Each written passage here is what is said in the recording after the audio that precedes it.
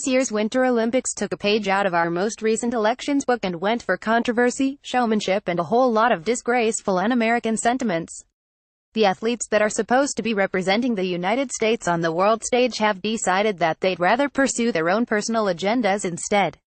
Of course, the loudest of these voices have been on the anti-Trump and LGBTQ bandwagons. Sadly, the rest of the world has gotten to see what is a somewhat accurate representation of the divided population of the United States, with the conservative portion being relatively quiet and respectful, and the liberals being loud and obtrusive with their whining and complaining. Vice President Mike Pence has been representing the Trump administration throughout a lot of the games this year, but he is slated to be joined by first daughter Ivanka Trump Kushner for the closing ceremonies. This is of interest for several reasons. The first is that the media seems to be equating her presence there with the presence of North Korean dictator Kim Jong-un's sister, Kim Yo-jong, at the Winter Games.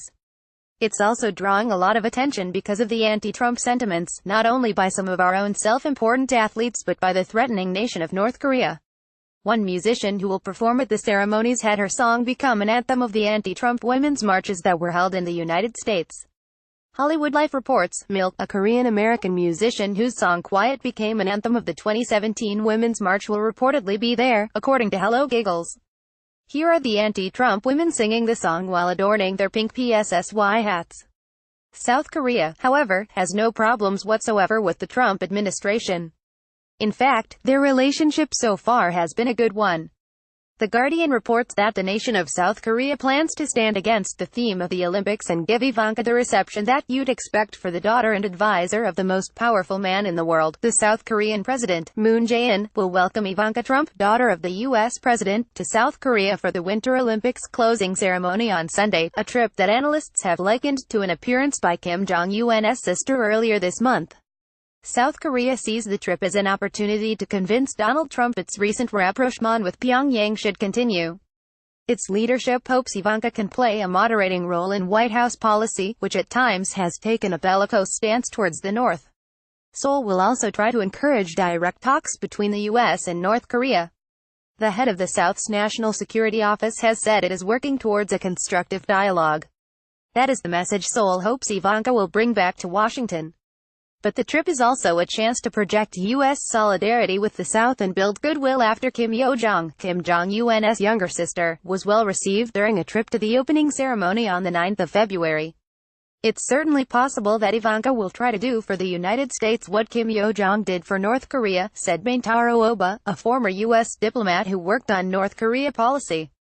Ivanka and Kim Yo-jong both derive their power and access from their family ties, and are SED at getting positive media attention while representing leaders who provoke a lot of controversy. Comparisons between the Trump family and North Korea's Kim dynasty abound ahead of the trip, during which the first daughter is expected to meet North Korean refugees, part of U.S. efforts to draw attention to Pyongyang's dismal human rights record. Trump runs the White House like a private fiefdom, said the Chosun Ilbo, South Korea's largest newspaper. Ivanka is for all intents and purposes the First Lady of the U.S. rather than Trump's reluctant wife Melania. Moon is reportedly planning to lavish her with all the trimmings of a presidential visit, including the possibility of a grand welcome at the airport, despite no diplomatic obligation to do so. South Korea's First Lady, Kim Young-suk, is also expected to accompany Ivanka during her stay. Exact dates for the trip have not been announced, and Pyongyang may send its own high-profile delegation to the closing ceremony on the 25th of February.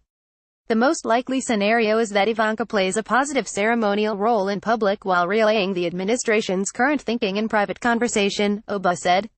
She has a chance to repair some of the damage of Vice President Mike Pence's visit and project a sense that she gets along well with President Moon, appreciates South Korea, and values a strong U.S.-South Korea relationship. There are several loud conclusions that jump out when reading about Ivanka's visit. The first is that mainstream media seems to be willing to do anything to put President Trump and Kim Jong-un in the same sentence. They're literally equating the two because they're both in charge of a country and both have female relatives, not even the same relation. The differences are vast, not to mention obvious, but that doesn't keep the media from pushing the image. The second is the pointed effort by those reporting on the Olympics to make it seem as if national relations are behind the times because of the Trump administration. No doubt when Ivanka does get to South Korea, the media will be combing through thousands of still snaps of her shaking hands with dignitaries, looking fervently for an ill-timed freeze frame of someone's face not in a glowing smile. They'll use that as proof positive that the world hates the Trump family. It's one of the oldest tricks in the book, but at this point, the Trump haters are scraping the bottom of the barrel, so be on the lookout.